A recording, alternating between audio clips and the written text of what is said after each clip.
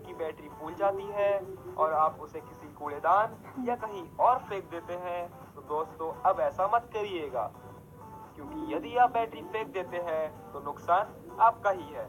आइए जानते हैं कैसे।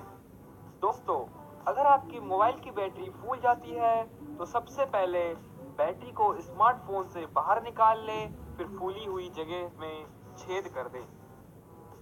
उसके बाद उसके अंदर जो काला पदार्थ निकलेगा उसे निकाल कर फेंक दें और बैटरी को छेद वाली जगह से टेप लगा दें। आपकी बैटरी फिर से काम करने लगेगा। दोस्तों, कभी कभी होता है कि बैटरी सपोर्ट ना करे, परंतु यह तरीका हमेशा कार्य करता है।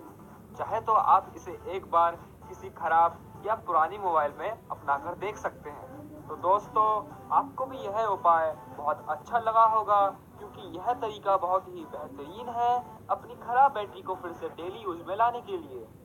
तो दोस्तों, अगर आपको मेरी ये वीडियो पसंद आई हो तो